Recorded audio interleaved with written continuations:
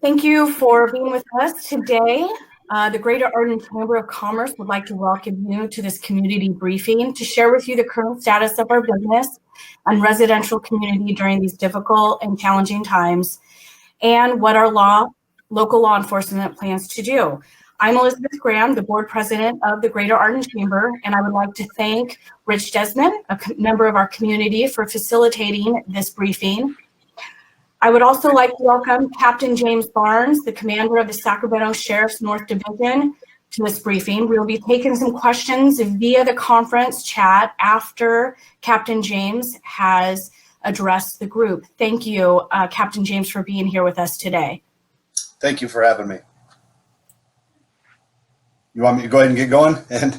All right, great. First and foremost, I'm sorry. It's been a long few days, as you all can probably imagine, for all of us. And I'm thankful for being part of this conversation because, one, as a new commander being here roughly 2 months now, I haven't had a chance to get out and meet all of you due to the COVID pandemic. Now rolling apologies, technical difficulties, I'm gonna put that all on me. So I do apologize. But again, if I may start over real quick, as a new commander here, roughly 2 months in North Division, I haven't had a chance to meet all of you due to the pandemic and now to where we are at these challenging times. So but I have an opportunity to absolutely hopefully take some questions for you, but kind of give you an update what has transpired over the past 4 days from our area. A little bit about me. I've been a captain for about 4.5 years now. I was a former patrol captain down in South Sacramento and went on to the Rio Casumas Correctional Center. Now I'm here at the North Division and dealing with what's been going on, not only in our community, but nationwide. The peaceful protest would start off for Mr. George Floyd in our area started off just as that. And then it appears that it's been, I don't want to say infiltrated, but there's people there that are not here for the same reasons as our peaceful protesters from our community. And I'll get into a little bit about that of why I believe when I say infiltrated on what I mean by that. So since Friday night, hopefully you've all been watching the news and what's going on in our community. There was a peaceful protest that then there became more of a violent protest towards the evening. As an agency and multiple allied agencies around our community, we got together and decided this might become bigger than we expected. Come Saturday, that was proven in fact of what happened. It became even more violent. And then not only was it in our downtown community, but it spread into our community, and especially our community being Arden Arcade area, because burglaries started happening to businesses. So we kind of got the teams together again. What can we do to help mitigate some of the impact to our communities, what's happening, following social media sites, everything that's going on. We put a good plan together Sunday night. We had multiple agencies come in as far as a mutual aid request that came out. In our area in North Sacramento, we had what we thought was a good game plan as far as anything that left downtown and came into our area that we'd be able to deal with. But I will tell you, when I say that I'll say protesters that came in that I think are coordinated and concise, I guess is the best word I can say. They have a communication system amongst their group. They have trailing vans, they have scout vehicles that come in forward, kind of give some intel, then repeat back as what we have found out. And why I know that to be true is come Sunday night, as the protests were happening downtown, the live footage coverage from the media was happening. At 11 o'clock news, you saw the interactions between law enforcement and the community downtown. At 11:30, as soon as the live feed went down, within 25 minutes, we had 18 business burglaries in our in basically the Arden Arcade Carmichael, or not Carmichael, but down the Fulton corridor. And so that presented many challenges for us. One, I didn't have enough law enforcement personnel to deal with it. And in each of those business burglaries, there was looting. I mean, there was multiple people, sometimes up to 25 people when my officers were responding. Some were contacted, arrested on site. And we come to find out they're not even from our area. They're from out of the region. And some were even from out of the state that were here to capitalize on this. So it's unfortunate. I guess one of the best proactive things I did on Sunday was I got a hold of all the PBIDs in the Northern District. Around 5 o'clock, kind of said, hey, this might be happening. Here are some measures that can be taken from our community standpoint to prevent any harm and any conflict between people that want to violently protest and members that live in our community. So we got the information that happened Sunday. It went all well into at least 3 o'clock in the morning Sunday. We came back Monday. I had my team. We decided to get together, find out all the burglaries, when they hit, how long they were there, and where did they go. And it definitely seemed coordinated and systematic. I had our problem-only policing officers reach out Monday evening to all the businesses that were impacted to see if they had any video and talk to them. And it seems that at least 2 to 3 vehicles that are kind of what we call scout vehicles drive through the business, make sure nobody is around, and then 2 to 3 vehicles come in and doing the damage, and they were out before we even got there most of the time. So knowing that information, studying where that was happening, last night we deployed more resources in those dedicated areas. And as you know, the National Guard was brought in. And how they are supplementing us is what we call additional help, is we are able to strategically put them throughout the county if the need should arise where it becomes, or the protest from downtown moves into other areas. We would have enough resources to be able to hopefully, as it turned violent and continues to be violent, to help mitigate that on our community. Because that's the last thing we want. We want everybody to be able to voice their frustrations and everything that we need to do moving forward to actually build that bridge and strengthen our relationship between law enforcement, but most importantly as human beings in our community. But it's the ones that infiltrated these groups that wanted to do peacefully and be heard that created the chaos downtown. And I'm telling you, it really hits home as a human standpoint when you see people who are already suffering from an economic standpoint due to the pandemic and the restrictions that had for the businesses being closed. And then now we have those same businesses being broke into, looted, and downtown some have been set on fire that may never ever recover. And so just, I would say from a human standpoint, we have to get better and we have to do better. So our plans last night with the National Guard were effective. We did not have any rash business burglaries, but also it was a little bit more calmer downtown because of the curfew that was enacted by the city. And we're hoping that remains the same, to peaceful. We want people to peacefully protest. And kind of segueing into some of the social media that maybe all of you have seen or been part of on Instagram and different platforms, where some of the threats are saying we're coming into the communities, we're coming into the neighborhoods. We have monitored everything that comes out, everything that you've seen, I'm sure that we have seen, and we're trying to vet it. But I will tell you, there's no real way to say what is true, what is not true, what is there to inflict fear. So we take every one of those very serious, and our intelligence group works through it as multiple agencies. And I can rest assured we have plans if things start to migrate into our community, especially the Arden Arcade area, to respond effectively. I pray that doesn't happen. If people do show up, I will tell you my position. If it's peaceful protest, we will stand there with you side by side. If people in that group decide to start breaking things and inflicting harm on others and or property damage, then we're going to do our best to mitigate that and redirect those efforts. So on that, I've talked for some minutes, but I'd love to ask questions. But I kind of want to say as we go through it, we have a plan of continuing this all the way at least through the weekend. Looking at downtown right now and communicating with our law enforcement partners, it looks like everything is peaceful and plans to stay that way. And I'm hopeful for that. So moving forward, we do have plans moving forward, and we will react appropriately based off of what happens either downtown or what arrives in the community. So again, just to, number one, say hello. We haven't had a chance to meet. I wish we weren't meeting under these circumstances. I can't wait to meet all of you face to face and hear how I can better serve you and our officers can better serve you in your community and what is needed. So for that, I just say thank you, and I'd be willing to answer any questions, or if there was something that needs to be addressed, please ask and I'll do it. From when I say from a human standpoint, I want to let you know, as much as I wear this uniform, the mindset that I have is this impacts all of us. These officers are, they're very tired. They're going home. Their families are having to, understand that they're working 12 hours a day, sometimes 20 hours a day.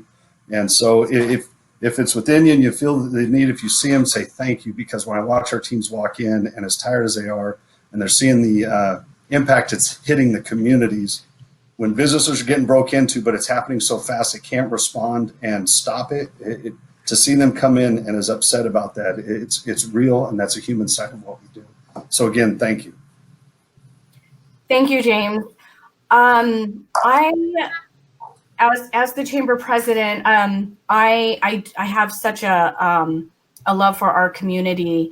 What can and we'll just to those that are listening, if you would like to ask any questions, you can do that on the toolbar under the chat function, and then we can go through the questions real quick before we go to that. One question I do have is, as either residents or business owners, what is the best advice that you have for us to do? Do we get involved, or do we try and just keep our businesses and families safe? What would be the best advice in this situation? Thank you. And that's a great question, but that's a very a large question, right? From a human standpoint, from a family and a home standpoint. I fielded questions and phone calls today. The city enacted the curfew order. Will the county do it? If the county's not going to enact the county curfew order, is it okay and safe to go out? I would say just use caution over these next couple of days. And the reason is what we have learned from a lot of the protesters who are here on bad intentions, is what I would say, because they're causing the devastation to Sacramento. Is if it's a necessity and you have to go, please do. If it is a way to utilize these next 2 to 3 days to circle the family together and talk about how we can come together and do better. And also, most importantly, talk to your children. As my wife is in law enforcement, she's on the front lines also. I've said it, tonight is the 4th different house my daughter has had to sleep in because we're both tasked to be here all night. And so if you can get families together and talk to the children about what is going on and speak from it from all, peel the layers back and say, how can we get better? What can we do to make a difference? Be safe if you choose to go out. Some safety measures I would say is, if you are driving and you see large groups of people start to fill in on the street and the roadway, please do your best to get off the roadway. I always say, don't get trapped. If it's a 3-lane road, don't be in that middle lane with cars around you because you have nowhere to go. It's better to, if you turn or if you know of a demonstration in an area that is happening, if you can avoid it, that would be best, because you never know sometimes as it gets late into the night who's going to be there to peacefully protest or who is there to wreak fear in our communities, which is unfortunate. Now, segueing into the business side of it, we have talked to a lot of the businesses now. As I said, my teams are going out, kind of talking to them and giving them some tips of what they can do. Some of your larger stores are putting pallets of water behind the front entrance doors, because what we've learned is if it's going to take a lot of time and effort to get into the business, some are not interested because they know there's alarms and we have a pretty rapid response time. What I'm fearful of is this: a business owner is going to sleep in their business and arm themselves to protect what is their livelihood. Albeit I truly understand that. What we cannot have is some interaction between violent protesting and someone trying to defend their property and something bad happening, because as we have seen in history, when that happens, agitations flare, emotions flare, and bad things continue to happen. So it's a very fine line, a delicate balance of being, I would say, practical in your approach as a business owner of, yes, it's your livelihood, but is it worth endangering someone's life or your life? So it's those ways that if you could, please be smart about it. Be vigilant. If you see large groups of people coming through, you might want to lock your business if you can. So it's tough, because there's times that we've tried to interact with the peaceful protesters and other protesters, and it's hard to determine who is there that really wants to, say, hey, we want to walk this way and have our voice. We'll clear the road and let you do that. And some will walk with them, but then break off and start breaking windows. So it's been very challenging for law enforcement to provide that constitutional right to demonstrate and please voice your concerns and your frustrations on how we need to get better. But at the same time, the ones that come into that group and start creating chaos in our community, that's presenting a tough challenge for us in law enforcement. Thank you. I have a couple questions from the audience. 2 of them are very similar, so I'll start with the one first. And I'll quote, "Thank you, Captain Barnes. Can you explain why the county has not explored imposing a curfew in the county areas?" We'll start with that part 1. That's a great question. To me, I always say if we take a unified approach as a region, then the message, the directions are very clear. I can't answer to, has there not been explored? There might be conversations, there might be timelines that they're considering. I'm not part of those conversations, so I don't know. I would say that if this would continue, I would believe, and I don't speak for our sheriff, that the sheriff would be reaching out and encouraging that to happen. And I would be in support of that, because we proved last night when the curfew was enacted, things were a lot less damaging last night, and we were able to get control, let people peacefully protest, and people went home and safely. And that to me is what we hope we can accomplish. So it may be coming. I think it might be just more of a timeline and when they decide to enact it. Thank you. Second question, does the zero bail order apply to any looters you might arrest? That is a great question. This is evolving and learning for us, right? I mean, I was at the Rio Casumas Correctional Center as a commander when the zero bail, early release, and everything, and we released well over 400 inmates into our community. So right away, some of the initial 459 is what we call the burglary charge. It does fall under that zero bail. But because that happens, and if we are now under a state of emergency, there is a penal code that allows us that if there is burglary and looting occurring during a state of an emergency and or violent protest, they will be arrested and they're held in jail until their court date. So they do not qualify for that early release until they get arraigned, and then that is decided at the judge. That's a great question. But that was something we had to really educate ourselves in the process as well. I would imagine every step of the way, it's a new thing. All right, this other question we have, what concerns do you have, or are you hearing any concerns of violence moving back into our community? Yes, and I say concerns because when similar to the groups that are putting out on social media that they're going to show up at a certain time and they're going to protest and they're going to set things on fire, and they follow through with those as they did in downtown, now put similar posts of we're now going into our communities and specific neighborhoods, we have to take that serious. And we did, especially last night. And that's why we, with the National Guard, we have them strategically placed around the county. If we see that happen, you know, I guess some of the intel that we have and the technology that we're using, it has really unified law enforcement with public safety organizations to be able to see large groups of people moving, and we can communicate and try and mitigate some of that movement. If it's peaceful, we will walk with you and provide, we will shut off roads so you can continue to peacefully protest. But when it turns into, as I say, obviously where damage is happening or people's lives are in jeopardy, then that is when we have to mitigate some of those efforts. So we take it serious, but at the same time, I don't know if it's opportunity to kind of wreak fear in our communities.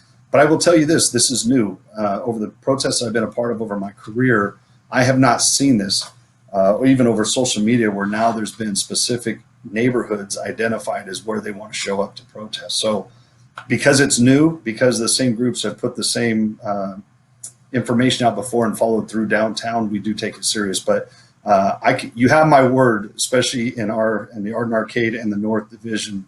We have a great plan. We have a lot of resources. And I've been up late every night, but that's for a straight reason that we will make sure every one of you are safe. Thank you. Let me, but part two of the curfew question is, who actually imposes that curfew? Is it the Board of Supervisors or is it your department? Great question. It would be something I believe by the Board of Supervisors would all agree upon. They would make it a kind of an executive order or emergency decision based under the state of emergency. And then once that is enacted, they vote on that unanimously. We would be we would be the ones that would be able to drive around and contact. Now, what that means, if you watch downtown, that just gave officers an opportunity to stop the people that are down there who have been identified as violently protesting.